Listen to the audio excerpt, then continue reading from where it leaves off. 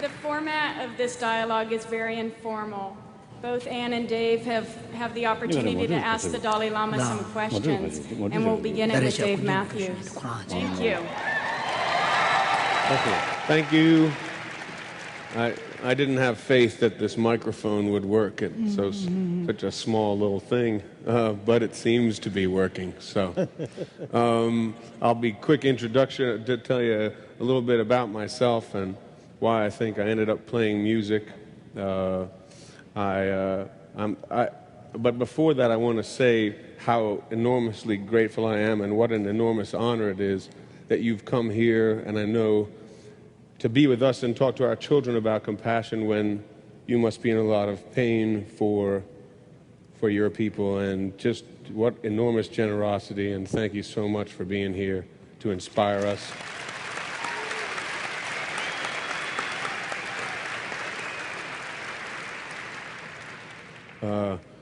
I remember when I was a kid being transformed by music, the music that my parents would play, the recordings they would play, and I remember being transformed by the Beatles and the Jackson 5 and dancing by my fireplace, and by Beethoven when my mom would play it to wake us up in the morning. And I remember thinking, I remember watching when I watch my children listen to music and dance on the couch and run around, I think it reminds me of what I was like when I was a kid, and the excitement that they feel and how they sort of lose sense of the burdens of life when they listen to music. I feel the same way when I perform music. I feel sometimes as if I'm almost disappearing, and sometimes when I look at the audience, I feel a real connection when I watch people who seem also to be sort of taken away from their lives. And so my question is, to Your Holiness, is how do you think that music applies to compassion, and can it be a form of compassion? I just want to know what your feelings are about music in terms of compassion. The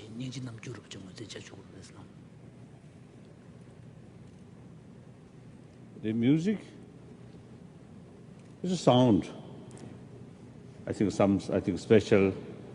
I think component of sounds. Combination. Sound is not mental, sort of mental thing. So compassion is mental, sort of what say. Mental state.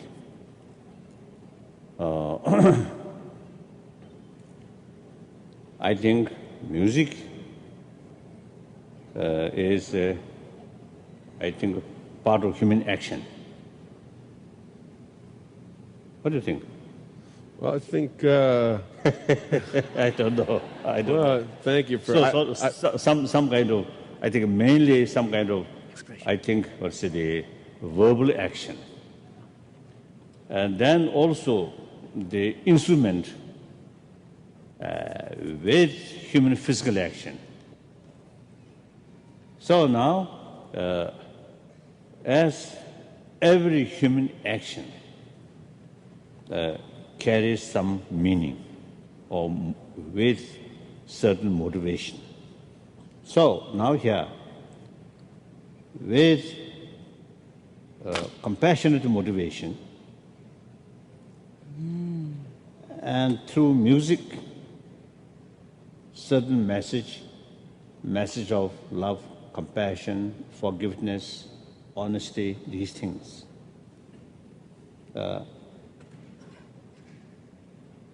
I think very, very, I think powerful to reach, I think, larger audience.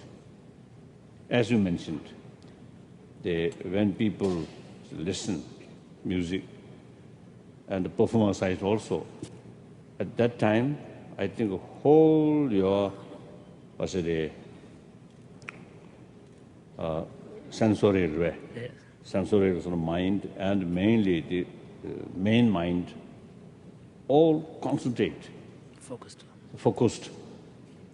So therefore, like I think prayer, all those sort of same passage, but same passage without sort of tune. And with tune, sometimes make differences. So message of love, simply explanation, and message of love through music may be sometimes more stronger impact. So, and also painting, right? Arts. I think all different sort of art, through artistic way, I think convey certain deeper of value. So therefore, certainly, whether you see the music itself compassion or not, it is really, I think, very, very helpful. Very, I think, very, I think a very effective sort of method to promote human value. So from what you say, I'm getting this feeling that when we talk about compassion, a lot of us, you do it very effectively, but when we talk about compassion, it's something that we think about. So words, when we speak them to each other, we tend to take them and put them into a place in our heads, but there's a covert thing that happens when you play music. Maybe it's not that, but that it goes to the heart rather than into the head, and that the message is often relayed after that. You can love some music, but not know what the words are, or not mind what the words are. Just in the way you can look at a beautiful painting and be inspired by it and not know necessarily what the inspiration for the painting is. It has its own life, and so in that way, maybe music can help carry a message of love and a message of compassion. Maybe that's what I'm trying to get from you, but I think that's what you said.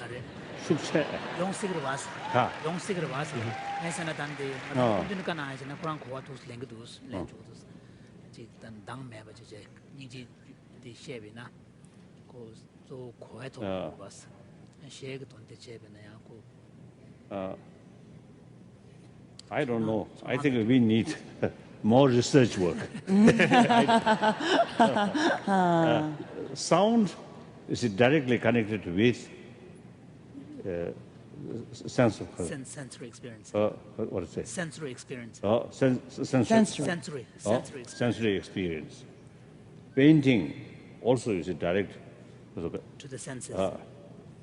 So, at sensory level alone, no ability, good or bad, differentiate. So, must related with the certain part of brain which is a judge. Evaluate. However, for example, complete silent meditation or analytical meditation in complete silence, then these sensorial consciousness, or I don't know, sensorial experiences not utilized. Yeah. Now, same message, for example, same subject, compassion. Your main mind thinking that, on top of that, ear, sensorial experience also now join or enforcing. And similarly, now for example, a Buddhist drawing picture of Buddha or a Christian Jesus Christ, and particularly Mary carrying young Jesus.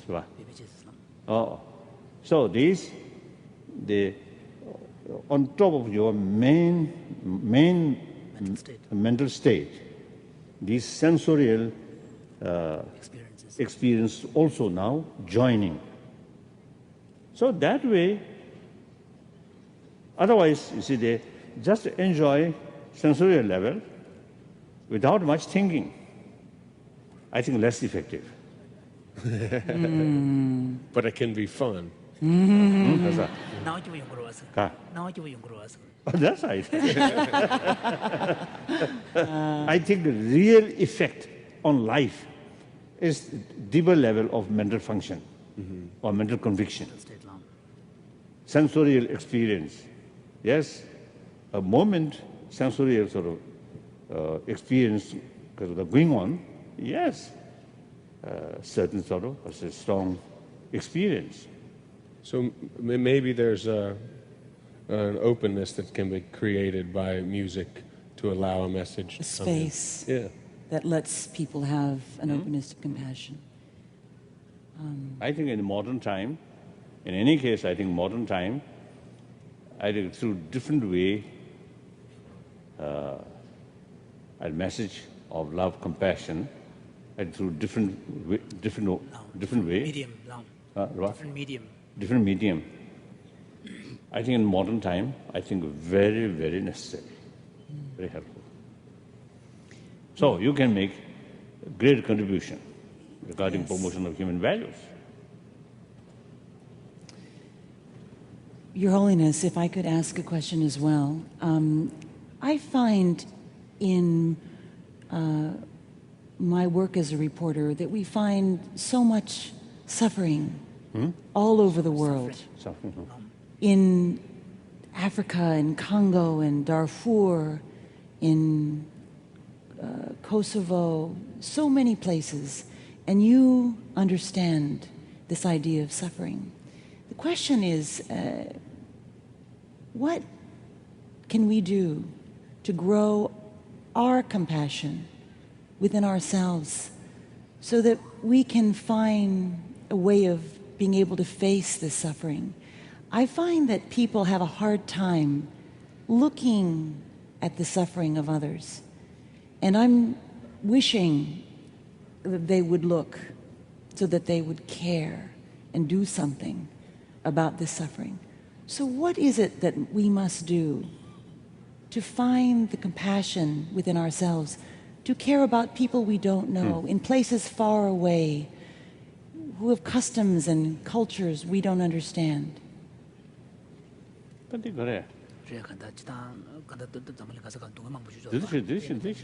What is the main point?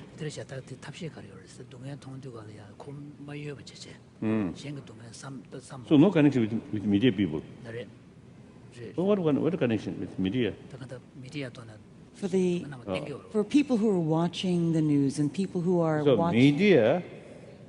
Now, of course, the today's world, the information is extremely important.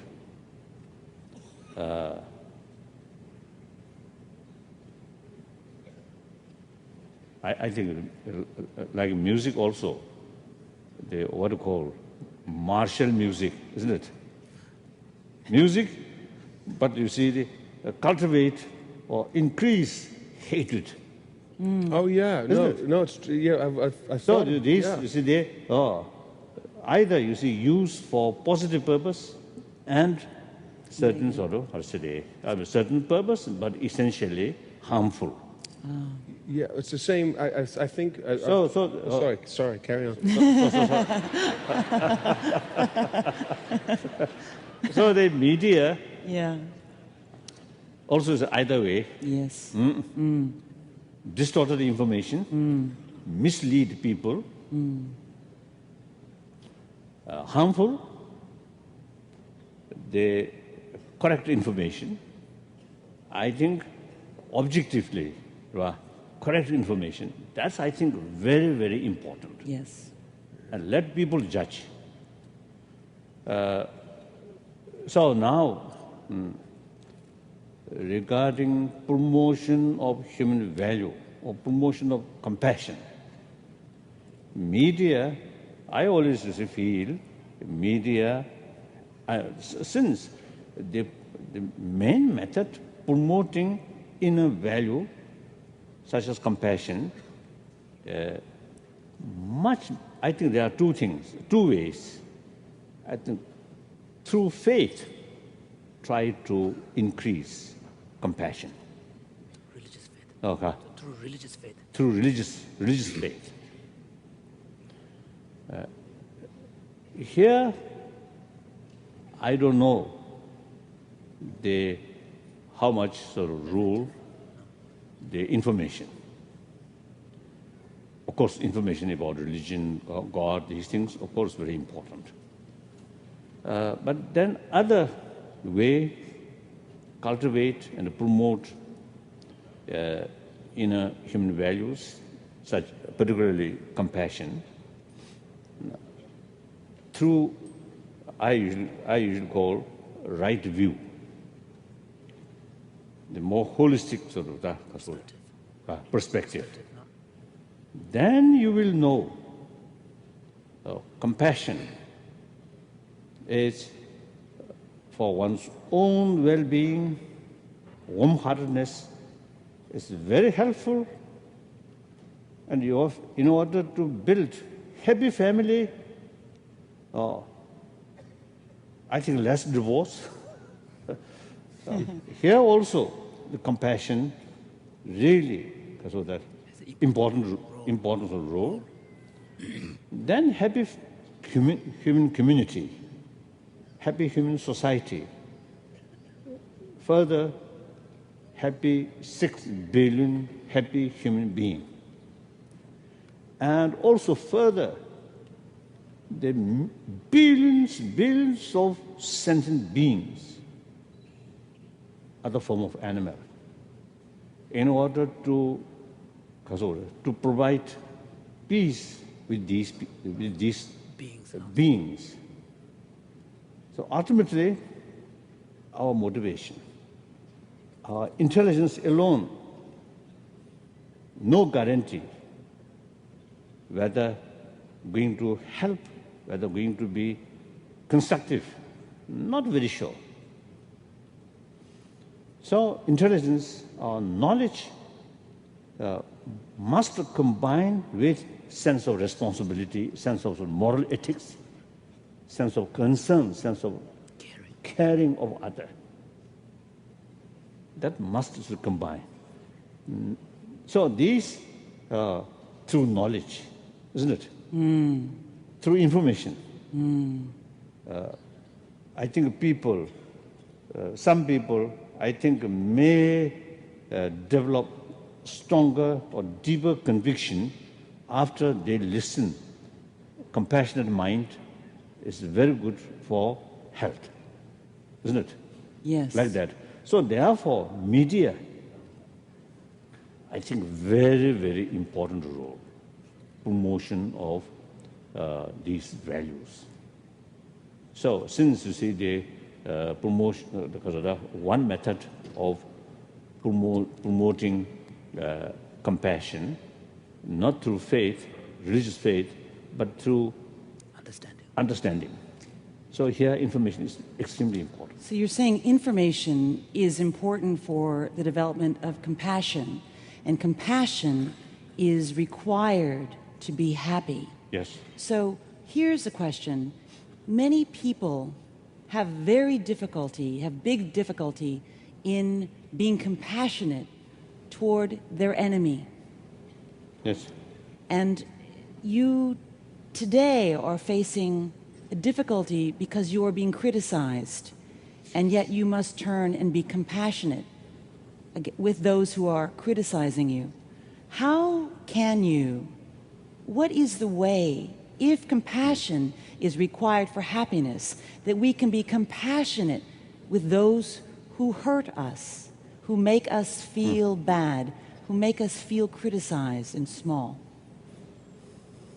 This morning, we already touched the compassion.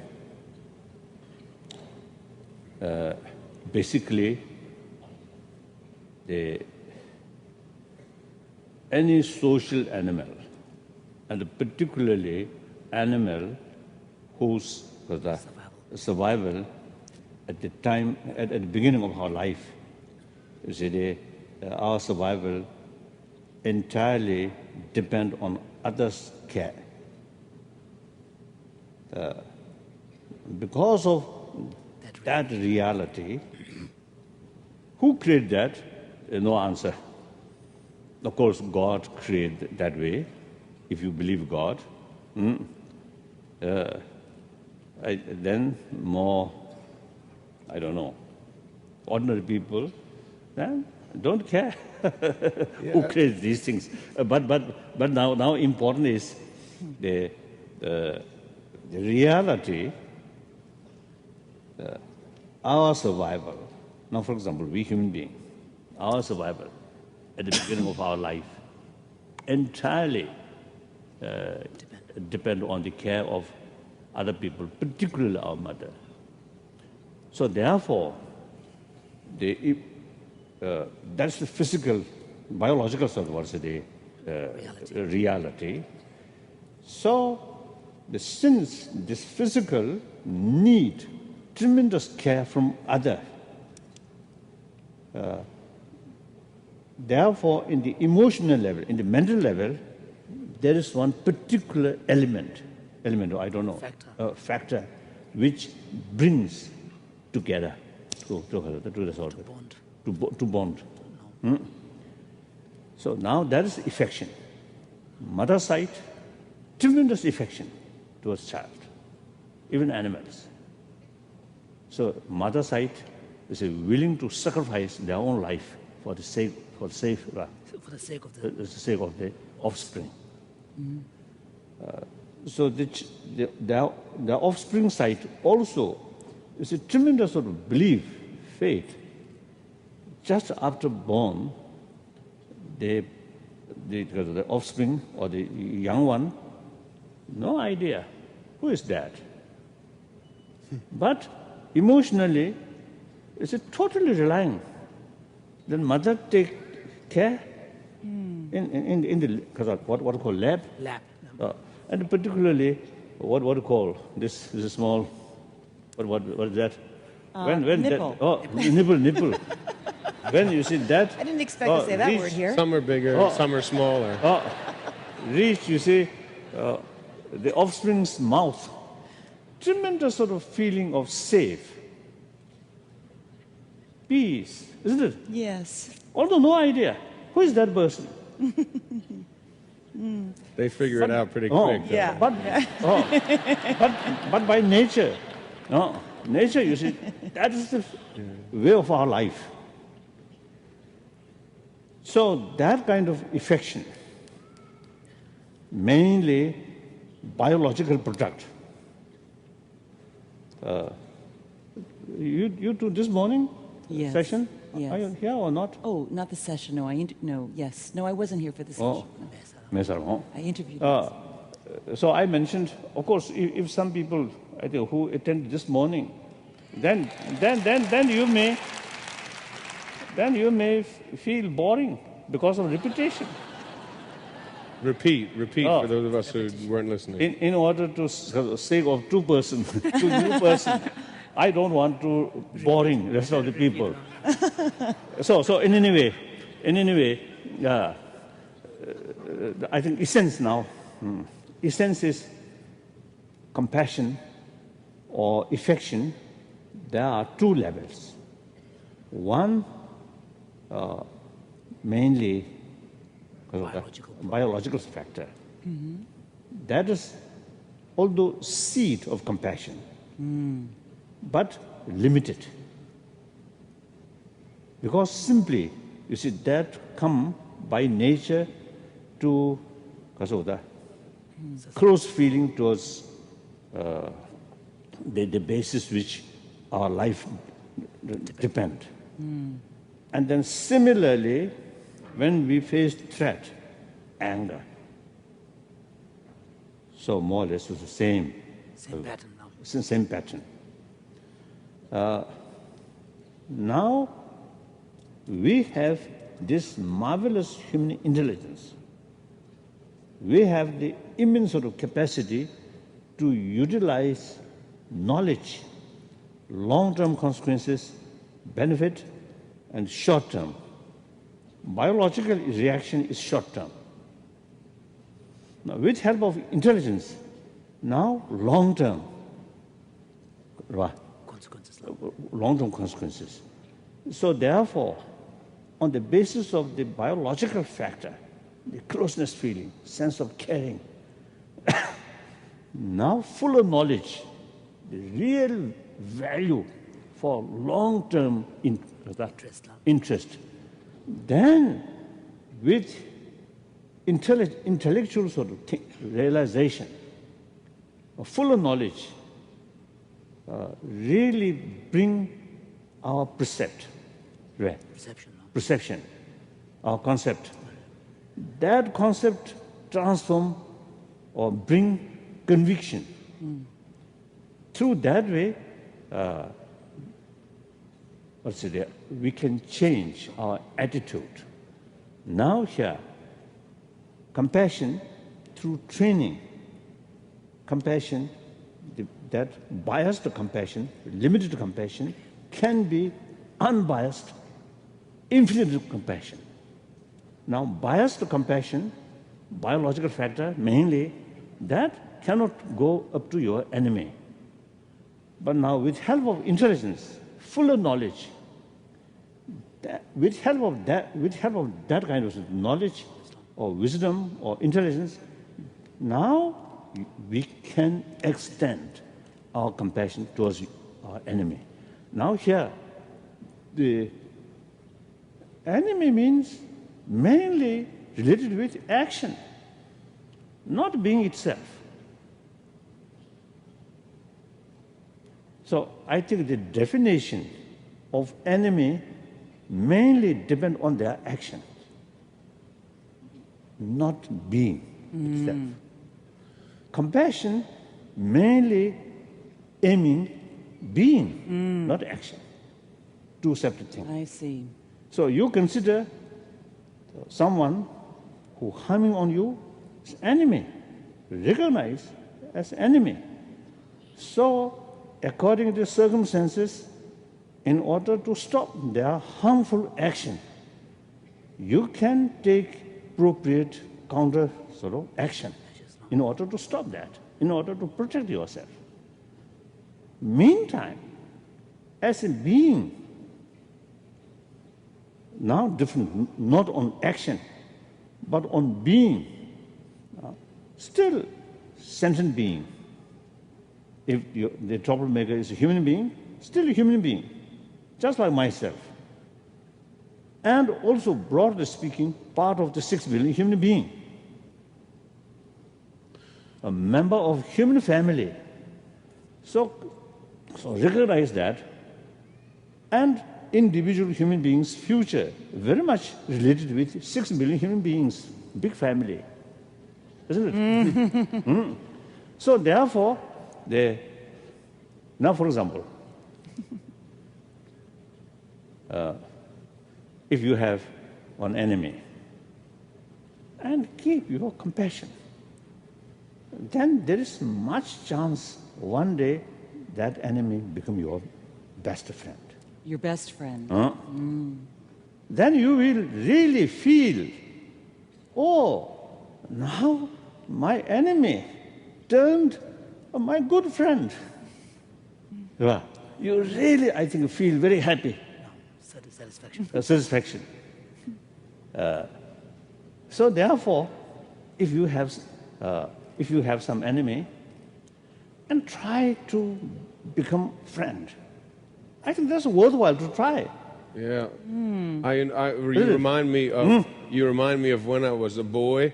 I was a little boy, and I had my gang of boys that I was in high school with, and there was a gang of boys in another high school, and we'd always meet halfway, and then we'd get into it. Yeah, it was good stuff. And it was war. We knew that eventually we would be victorious. But as it turns out, all the guys that we are fighting, I'm all my very best friends now. So it just turned, in that war ended up really well. But it's because we started talking. That was the thing. We started talking, and then we figured out that we were more similar than we were different, that we were more like each other than we were different. And I think one of the problems with the way the world is running itself now with our help is that we very often refuse to talk to our enemies because they only understand violence, apparently. But I don't think that's true. How can you know what your enemy understands if you don't talk with them? And so I think one of the biggest problems we have is that we don't talk. Right. I agree. So I think the only method is the transform our enemy become our friend is dialogue. Respect them, respect their interest, and through that way, without losing genuine sense of concern about them. Meantime, some disagreement, some argument, of course, possible. So I think that's the way where our compassion can extend towards our enemy. Now here, we really need very strong sort of determination or strong will. Try to increase our love and compassion, and with that, forgiveness, spirit of forgiveness. Forgiveness does not mean forget what happened. Remember what they done. Yet, because of their wrongdoing, if you keep negative feeling towards them, that's the opposite of the forgiveness.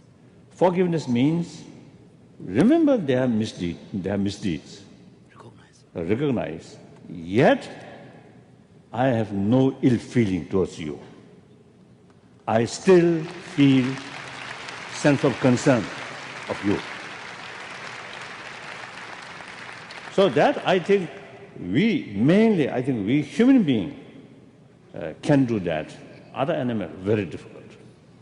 Now, I understand that you watch Larry King every night. Is that right? What's that? CNN, Larry King. Wow. Wait a minute. Not me. No. But actually, I always listen BBC radio broadcast. Thank goodness. That I always listen. And you know, I do too. And what you're doing is you're always becoming aware of what's happening in the world. That's right. So you've made it a part of your life to be knowledgeable about what's happening in the world. The reality is that when we look at what's happening in the world, there is a lot of, throughout history, the most powerful, the most violent are often the ones who win. I don't mean in terms of spiritually. I mean in terms of land. Yes. In terms of... Yes. Okay, so you are talking about this important issue of compassion. And there are people who watch the news and watch what's happening in the world, and they feel as if it's just not going the way you're speaking. And they wonder, is it really possible that what you are saying is going to bring good? Because, for example, if I may, just speak about you speaking about compassion towards China, speaking about compassion towards the difficulties. And yet, there are many who feel hopeless about the future of Tibet. So help us understand how this will go. How can you see a future with such great hope? And I know this is personal because of what's happening today. And this is the challenge that you face. Because lack of seriousness, how to develop genuine peace through inner peace. So people neglected about these inner values. Now I think, generally speaking, 18th century, 19th century, I think early part of 20th century, I think people always talk money, money, money, economy, economy, economy. That's all. So simply, you see, pay full attention about external development, completely neglect about inner values. Perhaps in 1,000 years ago, or 1,000 years ago, when separate education institutions started in Europe,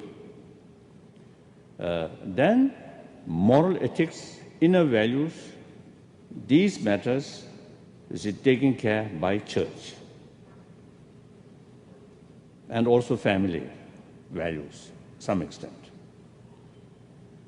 So now the religious, also the influence in the society, also little reduced, and the family values also go similar way.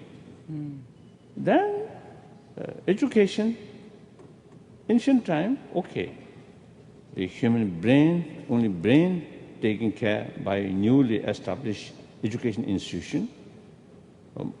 Ethics side, the warm-heartedness side, taken care by church. Quite well balanced. Now this side, influence reduced. So the education institution alone now have both responsibility.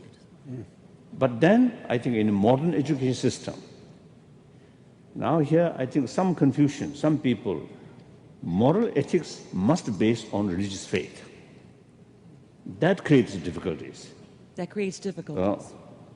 So there must be a third way, of course, with religious faith, one very important sort of powerful method to promote deeper human values. But meantime, we must find third way, another way. That means I usually describe secular way to promote ethics. There must be secular ethics. That means it's a common or ordinary people who have no religious faith, but meantime, very, very honest, compassionate person we can see. So they have the quality of secular ethics. So there must be method promote that through secular way. Now, fortunately, what is main subject? You're doing well, though. We can drift. We can drift. Okay. So therefore, now later part of 20th century, I think among the scientists, among the social workers or people who connect to some society, concerned about society, more crimes, particularly among the younger sort of, among the students, sometimes killing like that. And also, you see, they're seeing the trouble in the family, these things. Then more and more people now begin to look human emotions, human mental quality, not only just knowledge, but the deeper human values. Here, I think now some connection I want to share with you. Now here, in ancient time, society, Marxists used to call classless society, no particular leader, all people, all family members work together, hunting together, or collect, you see, the fruit or roots, or collect together. No sort of class, leader, or subject like that. No. Then eventually, the concept of ruler, leader, eventually come. So at that time, mainly related with physical strength, like animal. More stronger body become the leader. I think that's why in the society, the male dominant concept where that kind of habit, I think happened. That I think the ancient, I think, thinking, stronger body, worthy. In order to be leader, this body strength is very, very crucial. Now, eventually, that gone. Now, intelligence, knowledge, wisdom is more important than the physical strength. So, leadership, even if it's weak physical, can be leadership. And also, occasionally, female also become leadership. Now, intelligence now more important. Now, wait. Oh, and another sentence, then I think you should do more. Wait. Now, today, knowledge alone, no ability to solve all our problems. Knowledge must combine with warm-heartedness. So compassion become more important now. Even some politicians now in their word, in their language, word of compassion now occasionally come. In the past, I think early part of the 20th century, I think no politician is talk about compassion. Now, occasionally happening, and non-violence. When you talk non-violence, compassion automatically involved. So now, I really feel time has come, we must emphasize more on compassion. Now, I think, no, wait. Still, wait. Now here, my point is, female, generally, of course, some female are exceptional. Generally, female, biological factor, more sensitivity about other suffering. So there is biological factor now, I think, greater potential to develop compassion. Now, I think war heroes in the past, most of them male. I'd agree with you there.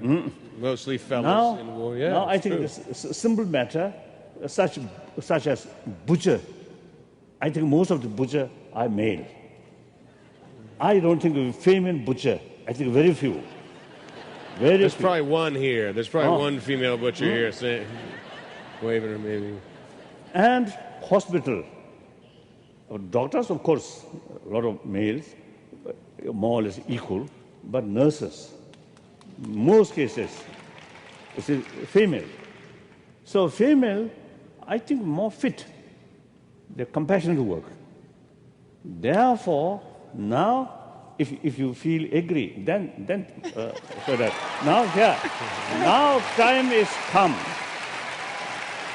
Female role. You're saying it's time? Female role. I think.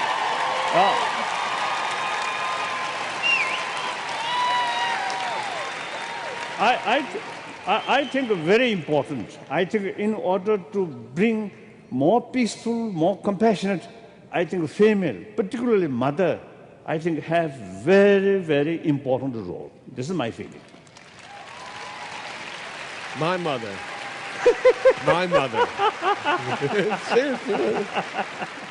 I've always thought that my mother should be the queen of the world, but she's the queen of my world. But I don't think she wants the job. And if you'd met her, if you meet her, you'd probably agree. I do agree that I think that the world needs more female energy in it, because I can speak for myself. Sometimes I can't contain my anger, and then my wife looks at me like I'm crazy. We can be in the heat of it, and I get so angry, and I want to break something, and it comes out of me, and it feels very much like a man.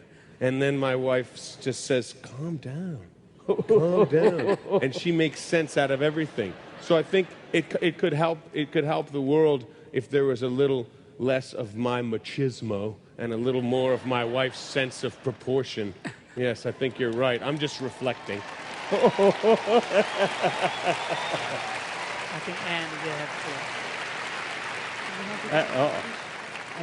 have to. My own sort of, I think, experience, I really feel that today I have certain amount of sort of compassion or sense of concern of other. Of course, later part, training, as I mentioned earlier, the training, these also, I think, important factor. But the main factor, I feel, my mother, very, very kind mother. So I always feel today's my certain amount of compassion actually come from my mother's affection. So real teacher of my compassion is not a religious teacher, but that my mother is, I think, ultimately real teacher. So therefore, mother really, I think, very, very important role regarding promotion of human compassion. Human compassion is the basis of inner peace. Through inner peace, real world peace can achieve. Thank you very much. Thank you.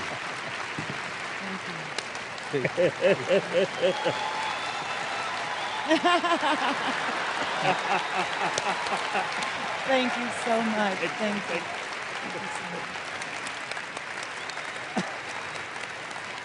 His Holiness, the Dalai Lama. The Dalai Lama.